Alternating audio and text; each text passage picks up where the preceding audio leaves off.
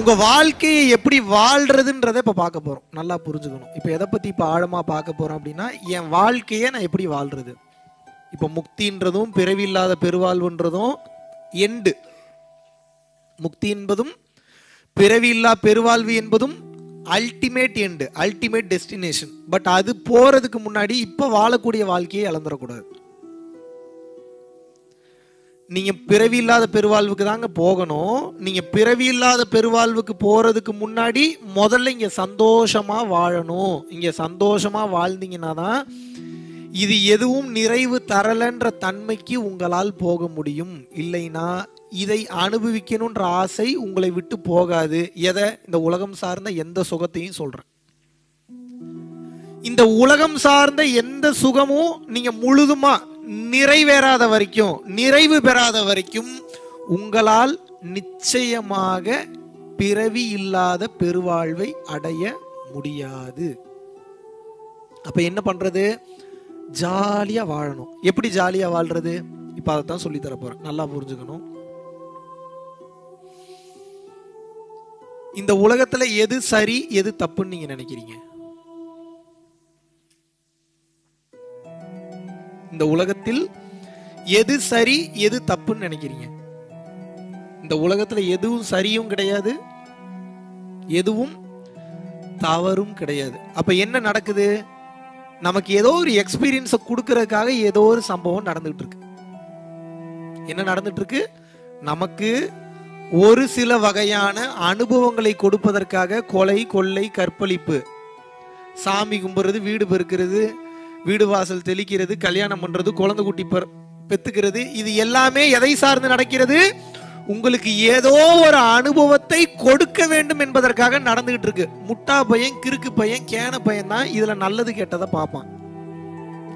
புத்திசாலி என்ன பண்ணுவான் அப்படின்னா, இறைவன் நிகழ்த்துகின்றார், இறைவன் நடத்தக்கூடிய நாடகத்தில் நான் வெறும் ஒரு நடிகனாக இருந்து என்னோட கேரக்டர் நான் வந்து ஃபுல்ஃபில் பண்ணிட்டு இருக்கேன்னு வாழ்வான்.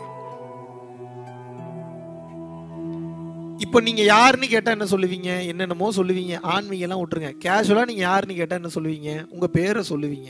ஆமாவா இல்லையா? ஆனா நாளைக்கே கெசட்ல உங்க பேர் மாத்தியாச்சுன்னா மாறிடும். அப்படித்தானே? கிரீன் இங்க்ல மாத்தியாச்சுன்னா எங்க ஊர்ல அப்படித்தான், உங்க ஊர்ல எப்படின்னு தெரியல. நேம் மாத்த முடியுமா முடியாதா? கவர்மெண்ட் அப்ரூவ் பண்ணி அதை நீங்க வந்து பாத்தீங்கன்னா உங்களோட கவர்மெண்ட் ரெக்கார்ட்ஸ்ல ஆட் பண்ணிட்டீங்கன்னா பேரும் மாத்திரலாம். அப்ப பேர் நிரந்தரமானதா? அப்ப பேரு நீங்க இல்ல, உடலும் அழிஞ்சிரும், மனமும் மாறிக்கிட்டே இருக்கு, ஆன்மாவும் உங்களுது இல்ல, எதுவும் நீங்க இல்லைன்றது தெரிஞ்சு போச்சு. எப்படி வாழணும்னு நினைக்கிறீங்க? இதுக்கப்புறம் உங்க வாழ்க்கையை எப்படி வாழணும் அப்படின்னா, உங்க பொண்டாட்டி அல்லது புருஷன் அல்லது லவ்வர், காதலன் அல்லது காதலி அல்லது உங்க பார்ட்னர் ஆர் உங்க companion, whoever it may be. இப்ப மனிதர்களை பத்தி மட்டும்தான் பேசுறேன். நல்லா புரிஞ்சுக்கணும். முதல்ல அவங்க கிட்ட இருக்கக்கூடிய குறைய கண்டுபிடிக்கவே கூடாது. ஏன்? நீங்க அவங்க மேல 100 குறைய கண்டுபிடிச்சீங்கன்னா அவங்க உங்க மேல 100 குறை கண்டுபிடிப்பாங்க. கேம் என்னன்னா குறை கண்டுபிடிக்கிறது கேம் இல்ல. குறை கண்டுபிடிச்சதுக்கு அப்புறமும் அந்த குறைய முன்னிறுத்தாம அந்த உயிரை நான் அதே காதலோடு பார்க்கிறேனான்றதான் கேம். இப்ப கேம் அங்க இல்ல, கேம் இப்ப இங்கதான் இருக்கு. ஏன்? இப்ப அவங்க பண்ற தப்புகள் எல்லாம் தெரிந்தாலும் கூட நீங்க அதே பக்குவ நிலையோட அதே காதலோட உங்க பார்ட்னரை நீங்க பாக்குறீங்கன்னா வாழ்க்கையில ஜெயிச்சிருவீங்க. இப்போ மிகப்பெரிய தவறுலாம் பண்றாங்கன்னா டிவோர்ஸ் வரைக்கும் போலாம், அது வேற. நான் இப்ப அதை பத்தியே பேசல. சின்ன சின்ன தவறுகளை சொல்றேன், வாழ்க்கையில நடக்கக்கூடிய காமன் மிஸ்டேக்ஸை சொல்றேன்.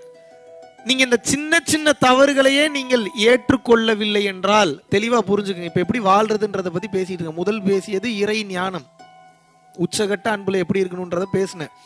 இப்ப அதை எப்படி இப்ப குடும்பத்துல அப்ளை பண்றதுன்னு பேசுறேன். எப்போ நீங்க குடும்பத்துல இதை அப்ளை பண்ண ஆரம்பிச்சிட்டீங்களோ உலகத்துல எல்லா இடத்துலயும் ஈஸியா அப்ளை பண்ணுவீங்க. ஏன்னா இருக்கிறதுல toughest place to apply the compassion is your family.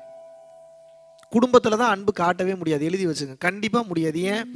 அவங்களோட A to Z வண்டவாளம் தண்டவாளம் பூரா தெரியும் உங்களுக்கு. என்னென்ன தப்பு பண்ணாங்க, என்னென்ன ஃப்ராடு வேலை பண்ணாங்க, என்னென்ன திருட்டுத்தனம் பண்ணாங்க, எப்போ பொய் சொன்னாங்க, எப்போ ஏமாத்தினாங்க, எல்லாம் உங்களுக்கு தெரியும். அதனால அன்பு வரமாட்டீங்க. ஏன் வரமாட்டீங்க? அறிவு தடுக்குது. இந்த உலகத்துல ஜெயிக்கணும்னா அறிவு வேணும், நான் இல்லைன்னு சொல்லல. இறைவன் அடையணும் அப்படின்னா அறிவு இருக்க கூடாது. அறிவை எப்படிங்க கட் பண்றது? அதை எடுத்தோடனே கட் பண்ண முடியாது. அன்பு ஓவர்ஃப்ளோ ஆக ஆக ஆக ஆக ஆக ஆக அன்பு தானாவே அன்பு அதிகமாயிட்டு போக போக அறிவு தானாவே காணாம போயிடும்.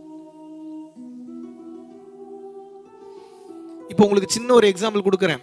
இப்போ புத்தின்றதா இப்போ அவசியம் இல்லை, அவசியம்தான். எதற்கு அவசியம்? ஏதோ ஒரு பொருளை அடைய போறீங்க, அச்சீவ் பண்ண போறீங்கன்னா புத்தியை பயன்படுத்தலாம், நல்லது கெட்டது பார்க்கலாம். நெருக்கமானவர்கள்கிட்ட, நாம் மிகவும் நேசிப்பவர்கள்கிட்ட ஏன் அறிவை பயன்படுத்துறீங்க? அறிவை பயன்படுத்தினீங்கன்னா நிம்மதி இருக்காது குடும்பத்தில். இன்னைக்கு எழுதி வச்சுக்கோங்க. ஒரு யோகியன் இந்த உலகத்துல பார்க்க முடியுமா உங்களால?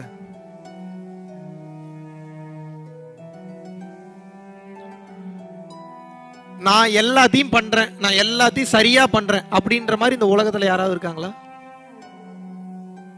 இருக்காங்களா? வள்ளலாரிக்கு அந்த அறிவு இல்லைங்கிறேன் நான். என்னடா வள்ளலாரிக்கு அறிவு இல்லை? ஆமா, 5 திருமுறைகள் எழுதுறாரு, அப்புறம் அதெல்லாம் வேணாம், தப்பா எழுதிட்டேன், அழிச்சிருங்கன்னு சொல்லிட்டு 6ஆம் திருமுறையில இருந்து ஃபாலோ பண்ணுங்கிறாரு. வள்ளலார் என்னன்னு சொல்லுவீங்க? என்னங்க சொல்லுவீங்க?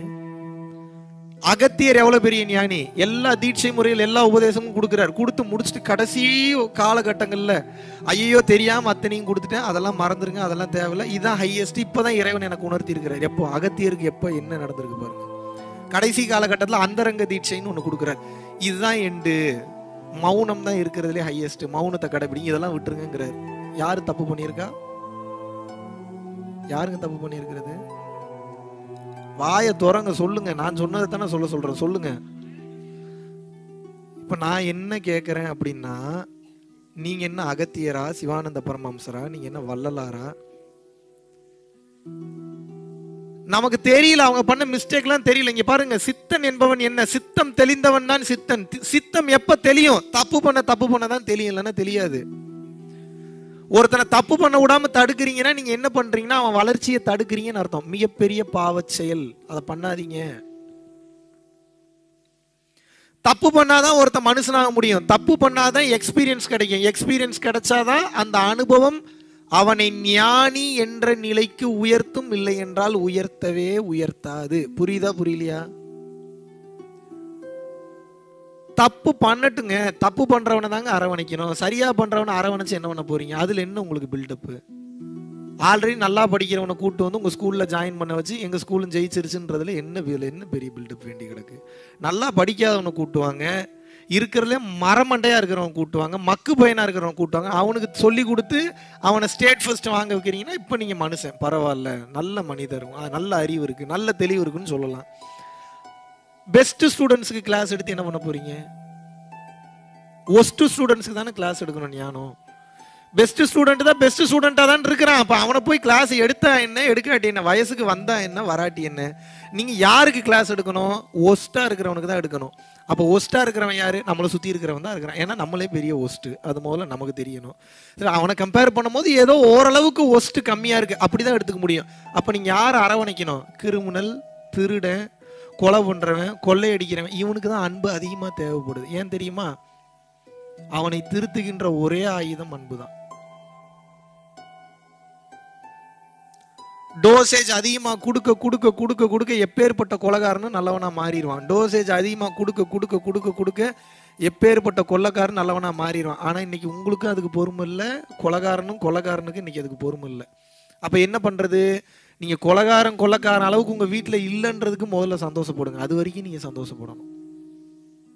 அப்ப என்ன பண்றாங்க? உங்க வீட்டுல ஓரளவுக்கு தவறுகள் பண்ணதான் செய்வாங்க, மிஸ்டேக் பண்ணுவாங்க, வார்த்தைகள் வரும். ஏன்? ஞானம் இல்லை. அவங்களுக்கு ஞானம் இருந்தா அவங்க ஏன் இப்படி இருக்கிறாங்க? அவங்க என்னை மாதிரில பேசிட்டு இருப்பாங்க, அனைத்தும் இறை செயல்னு உட்கார்ந்துட்டாங்கன்னா அப்ப உங்களுக்கு வாழ்க்கையில் எங்க சுவாரஸ்யம் இருக்கும்? எங்க? மனுஷனா இருந்தாதாங்க மாயை, மனுஷனா இருந்தாதாங்க இன்பத்தை அனுபவிக்க முடியும். அவங்க ஔவையார் மாதிரி ஞானத்துல உச்சகட்டத்துக்கு போயிட்டாங்கன்னா உங்களோட வாழணும்னு ஏன் அவங்களுக்கு தோண போகுது? புரியுதா நான் கேட்கறது? உச்சகட்ட ஞானத்துல இருந்தா அவங்க ஏன் உங்களோட வந்து குடும்பம் நடத்த போறாங்க? எனக்கு உடல் அளவுல ஒரு சுகம் தேவைன்னு நினைக்கிறதுனால தான் கல்யாணமே பண்ணிட்டு வந்திருக்காங்க. Yes or no? அப்ப அந்த உடல் அளவுல கிடைக்கக்கூடிய சந்தோஷத்துக்காகவும் மனதளவுல கிடைக்கக்கூடிய சந்தோஷத்துக்காகவும் தான் உங்களை கல்யாணம் பண்ணியிருக்காங்க.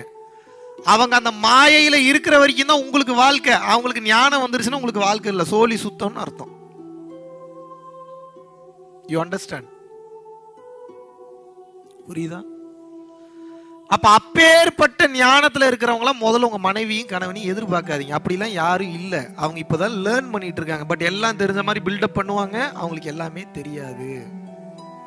எங்களுக்கே ஒண்ணும் தெரியலன்றோம், உங்களுக்கு எல்லாம் என்ன தெரியும்? ஏதாவது தெரியும்னா மேல இருந்து அடி விழுகுது. ஓ தெரியும்னு சொல்றியா நீ? எப்பா தெரியாதுப்பா, எனக்கு ஒண்ணுமே தெரியாதுப்பா கூட டைம் வரும்போது அந்த உண்மையான தத்துவங்களை, தத்துவ விளக்கங்களை கொடுத்து நம்மளை அடுத்த கட்ட இறைவன் கூட்டு போறார். எனக்கு ஒரு விஷயம் தெரியும் நினைச்சிட்டீங்கன்னா அடி விழுவும், குண்டக மண்டக்கு அடி விழுவும்.